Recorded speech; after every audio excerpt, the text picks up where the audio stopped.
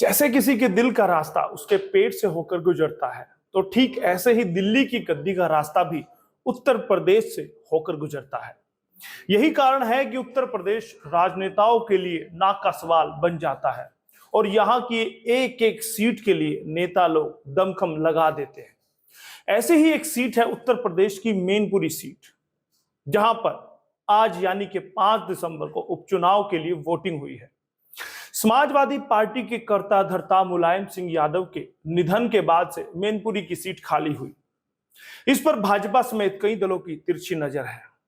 इस सीट पर अब कब्जा जमाने की कोशिश जारी हो गई है। आज के इस एसएनए में हम मैनपुरी सीट के चुनावी इतिहास के बारे में जानेंगे और यह भी जानेंगे कि किस तरह से मैनपुरी की यह सीट यादव परिवार का गढ़ ही बन गई थी। नमस्कार, स्वागत है एसएनए में। एसएनए हरियाणा आज का स्पेशल न्यूज एनालाइज का शो है, जिसमें खबरों का विश्लेषण करते हैं।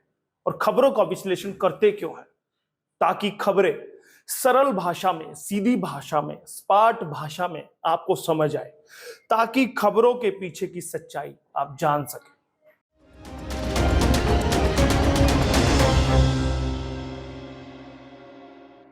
साल 2014 की मोदी लहर हो या 2019 का चुनाव, संसद में समाजवादी कुनबे के लोग बेशक कम होते गए हो, लेकिन मैनपुरी की लोकसभा सीट पर कोई सेंधमारी नहीं कर पाया है।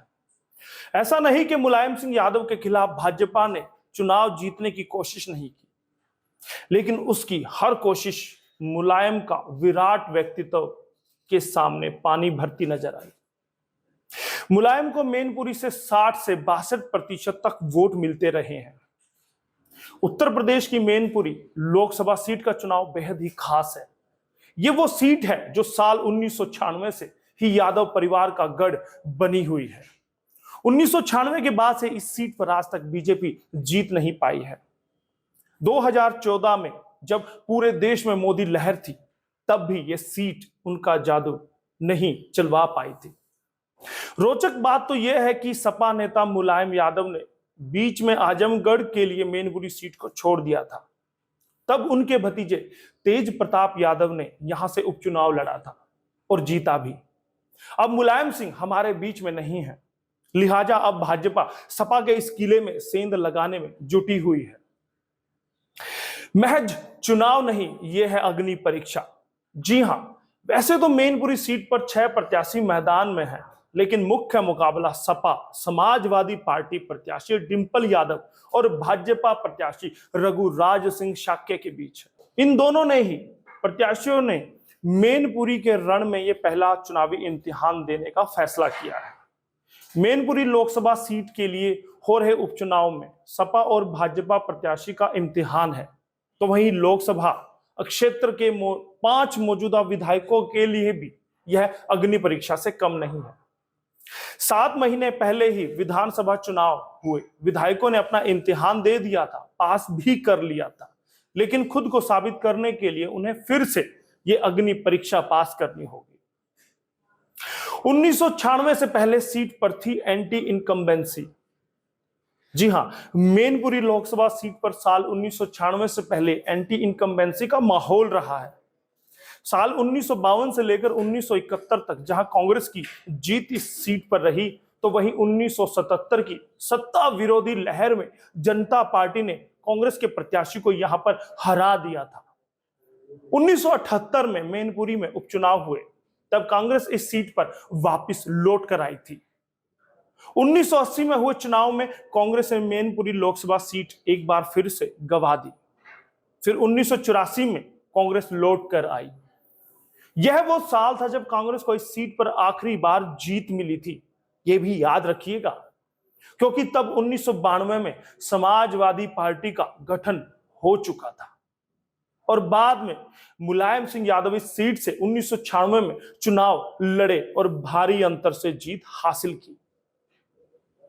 उसके बाद से तो मानो मुलायम सिंह यादव ने पलट कर ही नहीं देखा हो।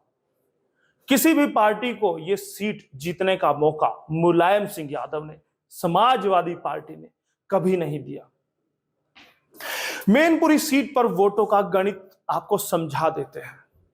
2014 के आंकड़ों पर अगर नजर डालेंगे तो देखेंगे कि मैनपुरी लोकसभा सीट में लगभग 17.3 लाख वोटर हैं, जिनमें कि सबसे ज्यादा वोटर यादव जाति के हैं। अब आप समझ ही गए होंगे मुलायम सिंह यादव यहां से लगातार क्यों जीतते हैं, समाजवादी पार्टी यहां से अक्सर विजेता क्यों बनती है। आंकड़ों के मुताबिक कुल वोटरों में से 35% वोटर यादव हैं। वही दूसरे नंबर पर यहां राजपूत, चौहान, राठौर, भदौरिया आते हैं। ये कुल वोटरों का 29% है। उसके बाद यहां शाक्य, ब्राह्मण, एससी और मुस्लिम वोटर भी आते हैं। मैनपुरी संसदीय सीट में 5 विधानसभाएं आती हैं, जिनमें मैनपुरी, भोगांव, किशनी, करहल और जसवंत नगर शामिल है। आपको बता दें कि जसवंत नगर विधानसभा सीट से मुलायम के भाई शिवपाल सिंह यादव विधायक हैं। उन्होंने एसपी से अलग होने के बावजूद भी सपा नेता मुलायम सिंह यादव की पार्टी को समर्थन देने का ऐलान किया हुआ है। यूपी में 2017 के विधानसभा चुनाव में 5 विधानसभा सीटों में से सिर्फ एक सीट भोगांव में भाजपा यानी कि बीजेपी, भारतीय जनता पार्टी को जीत मिली थी, जबकि बाकी की 4 सीटों पर एसपी के प्रत्याशी ही जीतिया दर्ज किए हुए हैं। सपा प्रत्याशी ने हमेशा बनाया है रिकॉर्ड। मैनपुरी की इस सीट पर सपा ने हमेशा से रिकॉर्ड ही कायम किए हैं।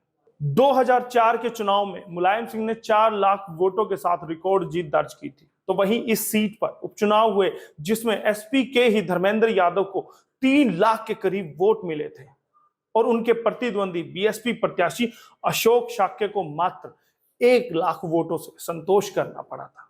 2014 के लोकसभा चुनाव में मुलायम सिंह यादव ने अपना ही पिछला रिकॉर्ड तोड़ते हुए 5 लाख से ज्यादा वोटों से जीत दर्ज की थी, जबकि दूसरे नंबर पर बीजेपी के प्रत्याशी शत्रुघ्न सिंह चौहान को मात्र 2 लाख वोट मिले थे। मुलायम सिंह यादव के सीट छोड़ने के बाद उपचुनाव हुआ। उपचुनाव में एसपी के ही प्रत्याशी तेज प्रताप सिंह यादव ने बीजेपी के प्रेम सिंह शाक्य को हराया। तेज प्रताप को वहां 6 लाख से अधिक वोट मिले थे। 1952 से लेकर 2019 तक मैनपुरी का इतिहास भी जान लेते हैं। तो चलिए एक नजर मैनपुरी के इस चुनावी इतिहास पर डाल लेते हैं। ये जान लेते हैं कि 1952 से लेकर अब तक किस पार्टी, किस सांसद का दबदबा यहां रहा और समाजवादी पार्टी के आते ही कैसे ये ट्रेंड बदल गया। 1952 में बादशाह गुप्ता इंडियन नेशनल कांग्रेस के सांसद के तौर पर मैनपुरी सीट पर बैठते हैं। 1957 में बंसीदास डागर प्रजा सोशलिस्ट पार्टी के सांसद बनते हैं। फिर 1962 का वक्त आता है, बादशाह गुप्ता यहां से नेशनल कांग्रेस के वो सांसद के तौर पर शपथ लेते हैं। 1967 में महाराज सिंह कांग्रेस के ही सांसद के तौर पर शपथ लेते हैं। 1971 में दोबारा सांसद बनते हैं कांग्रेस के। महाराज सिंह को दोबारा वहां की जनता सत्ता में बैठाती है, गद्दी पर बैठाती है। 1977 की अगर मैं बात करूं, रघुनाथ सिंह वर्मा भारतीय लोक दल के सांसद चुनकर आते हैं। 1980 के चुनाव में रघुनाथ सिंह वर्मा जनता दल पार्टी से दोबारा, जनता पार्टी सेक्युलर से वो दोबारा चुनकर सांसद आते हैं। 1984 के इलेक्शन में चौधरी बलराम सिंह कांग्रेस के थे, वो दोबारा से यहां सांसद बनते हैं। उसके बाद 1989 का जो दौर आता है, उदय प्रताप सिंह जनता दल के वो सांसद के तौर पर मैनपुरी सीट पर काबिज होते हैं। फिर दौर आता है 1991 का। याद रखिए दोस्तों, 1992 में समाजवादी पार्टी का गठन हुआ, लेकिन 1991 में वो आखिरी साल था, वो आखिरी वक्त था जब किसी और पार्टी का सांसद यहां पर था। जनता पार्टी के उदय प्रताप सिंह 1991 में यहां पर सांसद के तौर पर शपथ लेते हैं। फिर दौर आता है 1992 के बाद 1996 का पहला चुनाव, और यहां से पहली बार मुलायम सिंह यादव समाजवादी पार्टी के टिकट पर सांसद बनते हैं। फिर 1998 में चौधरी बलराम सिंह यादव, अब याद रखिएगा समाजवादी पार्टी की ही ये लिस्ट अब मैं सुनाने जा रहा हूं, क्योंकि 1996 से लगातार सांसद समाजवादी पार्टी का रहा है। 98 में चौधरी बलराम सिंह यादव बनते हैं। 1999 में उपचुनाव होता है, चौधरी बलराम सिंह यादव दोबारा से फिर चुनकर आते हैं। 2004 में मुलायम सिंह यादव यहां पर फिर काबिज होते हैं। फिर 2004 में ही धर्मेंद्र सिंह यादव, क्योंकि उपचुनाव हुआ था, दोबारा से यहां जीतते हैं। 2009 में मुलायम सिंह यादव दोबारा से भाग्य आजमाते हैं और लाखों मतों से समाजवादी पार्टी के ये नेता, समाजवादी पार्टी के ये अध्यक्ष दोबारा से वहां सांसद बनते हैं। फिर वक्त आता है 2014 का, जब देश में मोदी की प्रचंड लहर थी। तब देश हर हर मोदी, घर घर मोदी का नारा दिया जा रहा था। तब भी मुलायम सिंह यादव यहां पर काबिज होते हैं। समाजवादी पार्टी फिर से यहां पर सांसद बनाने में कामयाब होती है। 2014 में ही उपचुनाव होता है, क्योंकि आजमगढ़ सीट के लिए मुलायम सिंह यादव चले जाते हैं छोड़कर मैनपुरी सीट को। तेज प्रताप सिंह यादव यहां से फिर से चुनकर सांसद आते हैं। किससे आए? समाजवादी पार्टी से। 2019 में फिर चुनाव हुए। मुलायम सिंह यादव ने किस्मत आजमाई और मैनपुरी की जनता ने उन्हें सिर आंखों पर बैठाया। फिर से वो सांसद बने हैं। 2019 तक तो नेताजी यानी कि मुलायम सिंह के समय में मैनपुरी एक समाजवादी पार्टी का दबदबा मैनपुरी पर रहा। अब माना यह जा रहा है कि मुलायम सिंह के ना रहने पर इस सीट पर सपा की पकड़ कमजोर होगी और धीरे धीरे हो रही है। इस सीट पर सपा के नए उम्मीदवार से यहां का समीकरण निर्धारित होगा या नहीं, ये देखने वाली बात होगी। सपा के वर्तमान नेता अखिलेश के सामने चुनौती यही है कि चाचा को नाराज किए बिना चुनाव को लड़े, ताकि नेताजी की इस सीट को हाथ से ना जाने दिया जाए। भाजपा के लिए भी यह सीट मूंछ का सवाल बन गई है, क्योंकि उसे पता है अगर समाजवादी पार्टी को जनता के बीच से उखाड़ फेंकना है, लोगों को दिलों से निकाल फेंकना है, तो यह जीत बहुत जरूरी है, ताकि सीधा सा मैसेज जनता को जाए कि अब सपा यूपी से खत्म हो चुकी है, विदा हो चुकी है। और अखिलेश के लिए भी यह जीवन मरण का सवाल है, क्योंकि सपा लगातार रसातल में जाती जा रही है। वह चाहेंगे कि पार्टी संगठन और कार्यकर्ताओं का हौसला बढ़े और अपनी ताकत बढ़ाने के लिए इस सीट पर वो दर्ज करें। इसीलिए उन्होंने अपने चाचा के साथ मिलकर पूरा जोर लगा दिया है मैनपुरी सीट पर।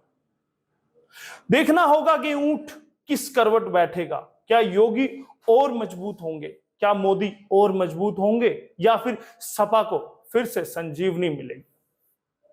आज का ये वीडियो आपको कैसा लगा हमें जरूर बताइएगा। आप कमेंट कर सकते हैं, आप हमें पत्र लिख सकते हैं, आप हमारे साथ जुड़े रह सकते हैं, क्योंकि आपके बिना हम अधूरे हैं। बहुत बहुत धन्यवाद करूंगा डेस्क से हमारी लेखिका पूनम दुबे का, जिन्होंने ये सुंदर सी स्क्रिप्ट आपके लिए लिखी है। और कैमरे पर अजीत शौरान का मैं धन्यवाद करूंगा, जो बड़ी शिद्दत से इस वीडियो को रिकॉर्ड कर रहे हैं। और बहुत बहुत धन्यवाद करूंगा सभी दर्शकों का, जो बड़े प्यार से, बड़े सहज भाव से हमारे वीडियोस, हमारे एसएनओ को प्यार देते हैं और लगातार हमारे साथ बने हुए हैं। बहुत बहुत धन्यवाद। मैं आपका दोस्त यशपाल गंज। खबर की धड़कन समझते हैं हम, हालात की संजीदगी जानते हैं हम। एहसास है देश और दुनिया देख रही है हमें। जिम्मेदारी जितनी शासन की, उतनी आम हिंदुस्तानी की, क्योंकि हम हैं भारत आज सबसे आगे।